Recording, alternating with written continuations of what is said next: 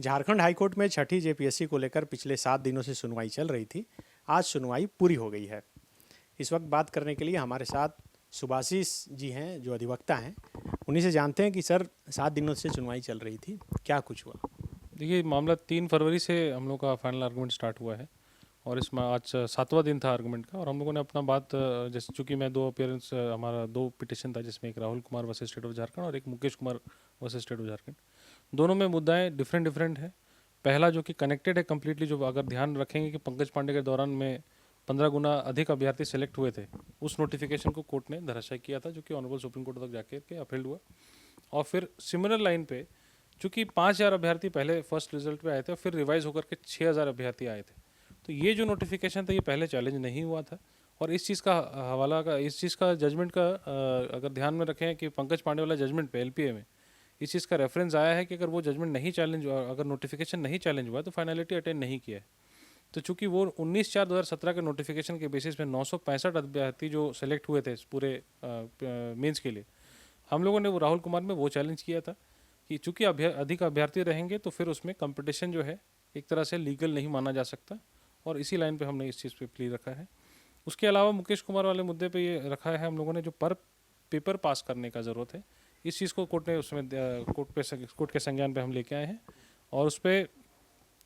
हर एक पेपर में पास होना अनिवार्य था पहले। जेपीएससी ने खुद ही स्टैंड रखा है। गौरव प्रियदर्शी वाले मैटर जो पीटी के दौरान हुई थी,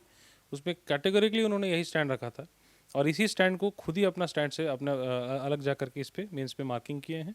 और पेपर 1 का जो मुद्दा है, उसमें वीएस दुबे कमेटी का रिपोर्ट, जो कि शिव बसंत जो उस समय चेयरमैन हुआ करते थे, उन्होंने अपना जो फॉरवर्डिंग किया था, उसमें paper 1 shall be only will be a qualifying paper word लिखा है। अब पूरे भारत में हर एक जगह जहाँ जहाँ एग्ज़ाम होता है, वहाँ पर क्वालिफाइंग का मतलब सिर्फ क्वालिफाइंग होता है। और हर अभ्यर्थी जानता है कि क्वालिफाइंग का मतलब, अगर कोई भी अमूमन हमारे पिटिशनर की अगर बात करें तो अमूमन तौर पे क्वालिफाइंग देखते के साथ आदमी जानता है कि इसमें सिर्फ क्वालिफाई करके छोड़ना है, बाकी पेपर में अपना मेहनत करेगा। अगर जेपीएससी को जोड़ना था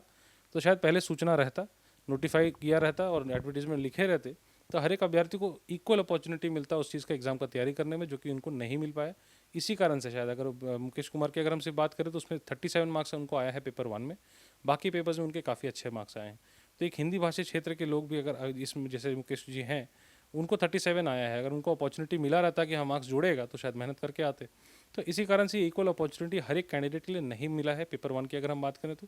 दूसरा आते हैं कि हर पेपर में पास करना, एग्रीगेट बताते हैं जेपीएससी की, नहीं हम एग्रीगेट में लेते हैं, लेकिन अपना स्टैंड गौरव प्रियदर्शी वाले जजमेंट पे उन्होंने यही रखा था कि ईच पेपर में पास करना है। और इसी चीज़ का स्टैंड आज जब कि कहते हैं कि नहीं हम इसमें चेंज कर सकते हैं अपना स्टैंड, क्योंकि अपने आप में मान्य नहीं है। और इसी बात को हम लोगों ने कोर्ट से रिक्वेस्ट इसी बात इंडिकेट करते हुए रखा है कि इस पूरे एग्जाम के प्रकरण में अगर देखा जाए तो right from PT to service allocation, ये हर एक स्टेप में कहीं ना कहीं गड़बड़ियाँ पाई गई हैं।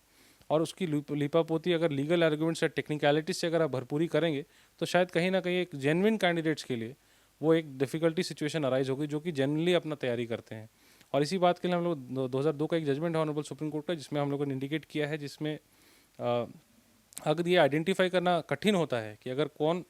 कैंडिडेट को रॉन्गफुली बेनिफिट मिला है और कौन डिप्राइव रह चुका है पूरे एग्जाम के प्रकरण में, कि जिसको बेनिफिट नहीं मिल पाया है, वैसी स्थिति में इसी कारण से हम लोग मांग किया है, उस जजमेंट का हवाला देते हैं कि पूरे एग्जाम को रद्द करना ही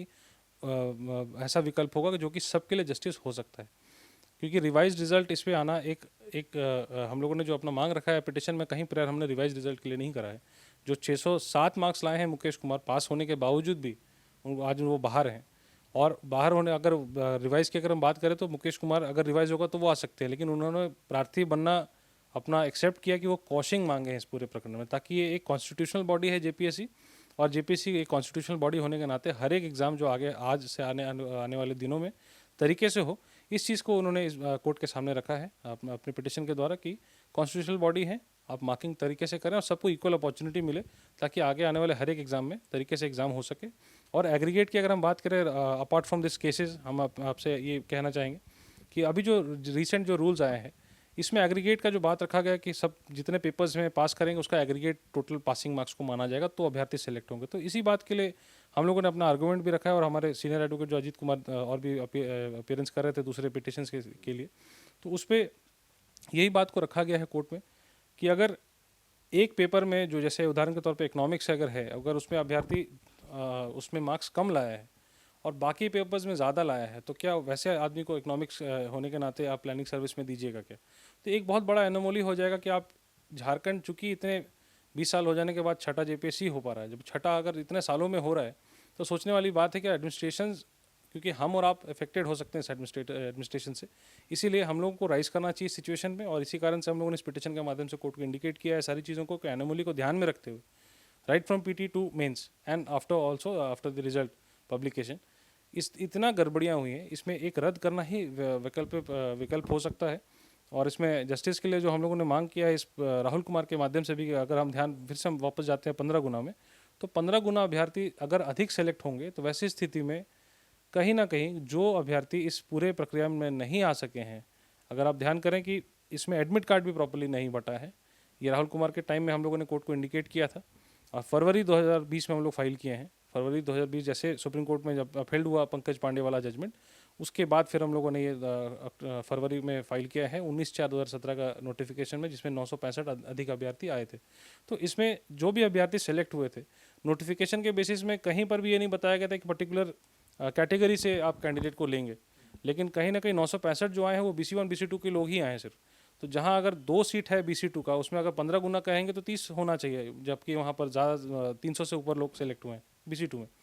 और वैसे कैंडिडेट जो भी उस तरफ आए होंगे इस मेंस में लिखने के बाद, वो अनरिजर्व साइड क्वालिफिकेशन अपना कर रहे हैं, तो क्वालिफाई कर रहे हैं एग्ज़ाम में, तो कहीं ना कहीं ST SC के साथ भी अगर अब देखा जाए तो उसमें से भी कुछ बच्चे जो हैं अनरिजर्व साइड सिलेक्शन पाए हैं। तो ये मार्किंग का पैटर्न अगर इस तरह से रखेंगे तो हर एक कैटेगरी भी अगर जैसे BC2 ही और BC1 के लोग सिलेक्ट तो ज़रूर हुए हैं 965 में, तो ऐसा नहीं कि वो अपने कैटेगरी में ही फाइट आउट कर रहे हैं। अनरिजर्व चूँकि ओपन फॉर ऑल होता है, तो कहीं ना कहीं अनरिजर्व कैटेगरी में जो पहले से क्लेम करके रखे हैं उनके साथ भी अन्याय हुआ, ST के साथ भी अन्याय हुआ और SC के साथ भी अन्याय हुआ। तो ये पूरे प्रक्रिया में JPSC चूँकि कॉन्स्टिट्यूशनल बॉडी है, और एक हम लोगों को एग्जाम्पल सेट होने के लिए हम लोगों ने कोर्ट से प्रार्थना रखा है कि ये पूरे मैटर को पूरे रद्द करके एक फ्रेश एग्ज़ाम लिया जाए, तो ही इसमें जस्टिस मिलने की उम्मीद लगती है। अच्छा, अभी जो सुनवाई चल रही थी, चूँकि छठी जेपीएससी को लेकर कई तरह के मामले पहुंचे थे झारखंड हाई कोर्ट तक, सबको संयुक्त रूप से ये सुनवाई। देखिए, इस मैटर में चूँकि प्लीडिंग्स कंप्लीट हो गई थी, ये टोटल रिट पिटिशंस के जो 7-8 रिट पिटिशंस थे, और इनका इसमें आंसर शीट चेकिंग का भी है पिटिशन, इसमें रिजर्वेशन का रखा गया था, लेकिन चूंकि उसमें और एक मैटर पेंडिंग, उसको अभी साइड किया जाएगा शायद, जैसे कोर्ट ने कहा, और पेपर 1 और पासिंग पर पेपर में ये मैटर्स को एक संयुक्त किया जाएगा। और राहुल कुमार चूंकि 15 गुना पे है कम्प्लीटली, तो ये कोर्ट ने इसीलिए JPSC से आज इंडिकेट किया है कि JPSC एक लिस्ट बना के दे कि इसमें कौन कौन से मैटर्स किस किस से संबंध रखती है, तो ये JPSC को कोर्ट को देना है एक रिपोर्ट देकर। अभी जो है ये फैसला सुरक्षित रखा है। हाँ, आज फैसला सुरक्षित रखा गया है। हम लोग उम्मीद करते हैं जो हम लोगों ने अपना प्रेयर रखा है पिटिशन में शायद अलाउ हो, बाकी कोर्ट के ऊपर है, हम लोग तो इस पर आगे कुछ नहीं कह पाएंगे। कब तक फैसला आएगा ये भी डेट तो क्लियर नहीं, डेट नहीं, जजमेंट CAV का मतलब जजमेंट रिजर्व हो गया, अब जब आएगा जजमेंट तो फिर कॉज लिस्ट में आएगा, तब हम लोग को ज्ञान पता चलेगा। कानूनी मामले में कयास तो नहीं लगा सकते, लेकिन आप लोगों ने जितनी मजबूती से अपना पक्ष रखा है, तो क्या लगता है कि रद्द हो सकता है, चूँकि आप लोग मानते हैं? देखिए, इस पे जजमेंट चूँकि रिजर्व है, तो एज एन एडवोकेट मुझे कमेंट तो नहीं करना चाहिए उस पर, और ना ही करूँगा, लेकिन हाँ ये है कि as a citizen of Jharkhand I can say कि इस मैटर में न्याय होना चाहिए, और सभी के लिए होना चाहिए, और सेलेक्टिव कैंडिडेट्स के लिए ऑब्वियसली नहीं होना चाहिए, क्योंकि अगर ये मैटर आज है तो यही मैटर प्रेसिडेंट के तौर पे आगे चल के और भी, जैसे अब 7वां 8वां JPSC निकल के आ रहा है, तो ये अभी और एक तरह से ये जजमेंट एक हमारे तरफ से हम लोग देख रहे हैं कि इस जजमेंट को एक प्रेसिडेंट के तौर पे हम लोग आगे चल के आगे आने वाले दिनों पे यूटिलाइज कर पाएंगे, कि इसी एक मेजर जजमेंट होने जा रहा है, ये मैं कह सकता हूँ, क्योंकि ये बहुत बड़ा मुद्दा है कि अलग अलग एनोमलीज को एक जगह सम्मिलित होकर के बहस हुआ है, और जज साहब ने इस पर जजमेंट रिजर्व किया है। सबकी नियुक्ति हो गई है, सैलरी चालू हो गए, तो क्या ऐसी परिस्थिति को दिखाते हुए आप लोगों ने कोर्ट में इस बात को रखा कि हड़बड़ी में सब कुछ किया गया, यही जब सरकार जब विपक्ष में थी तो विरोध कर रही थी? देखिए, आर्गूमेंट के तौर पे अगर बताएं तो 3 फरवरी को जब मैंने आर्गूमेंट स्टार्ट किया था, उसमें इस बात को हम लोगों ने रखा था कि अगर नियुक्ति देनी थी तो दिया, लेकिन इतने जल्दी से सैलरी स्टार्ट होना, AG ऑफिस में सारी फाइल मूव होना, ये आर्गूमेंट पे आया है, चूँकि वो पिटिशन का पार्ट नहीं था, क्योंकि फरवरी में पिटिशन फाइल थी, तो ये आर्गूमेंट पे हमने रखा कि अगर नियुक्ति हुई और तुरंत में ज्वाइनिंग भी हुई और तुरंत में सबका पैन नंबर और सारी चीज़ें जनरेट होकर के सैलरी स्टार्ट हो गई, तो ये प्रक्रिया में और आगे बढ़ना जबकि मैटर पेंडिंग है। ठीक है, हाईकोर्ट ने, ऑनरेबल हाईकोर्ट ने उन्हें स्टे नहीं दिया था, लेकिन इस मैटर को ध्यान में रखते हुए इस तरह से अगर फास्ट काम कर रहे हैं तो मैं नहीं कह सकता क्या मंशा रही होगी, क्योंकि और भी डिपार्टमेंट्स हैं जहां काम बहुत स्लो होता है। अब सरकारें ऐसे तो बदनाम होते हैं ज़रूर हैं कि भाई सरकारें तो धीरे चलती है, लेकिन शायद इस मामले में वो ज़्यादा जल्दी कर दे। जिस तरह से लगातार सुनवाई हुई तो ये माना जा सकता है कि जो जिस तरह से रिजर्व रखा गया है फैसला वो भी जल्द ही आ जाएगा। अब देखिए, इस पर कमेंट तो नहीं कर पाऊंगा, लेकिन अब जज साहब ने रिजर्व किया है तो उनके ऊपर है, कब जजमेंट देते हैं। देखिए, छठी जेपीएससी को लेकर जिस तरह से विवाद था, लगभग 5 साल तक ये परीक्षा की पूरी प्रक्रिया चली। उसके बाद अभी हाईकोर्ट में मामला चल रहा है और दूसरी तरफ जो अभ्यर्थी थे जो सफल हुए वे ज्वाइनिंग कर चुके हैं, बाकायदा सैलरी भी उठा रहे हैं। तो अब सबकी निगाह झारखंड हाईकोर्ट पर टिकी है और इंतजार है कि आज जो सुनवाई पूरी हुई है और फैसला सुरक्षित रख लिया गया है, वो फैसला क्या कुछ निकलकर सामने आता है। अपने सहयोगी अमजद के साथ Sunny Sarad, the follow up, Ranchi. Vivekananda Vidya Mandir school एक CBSE affiliated English medium coed school है। हम शिक्षा के साथ संस्कार देते हैं। thefollowup.in. Like, share, and subscribe. www.thefollowup.in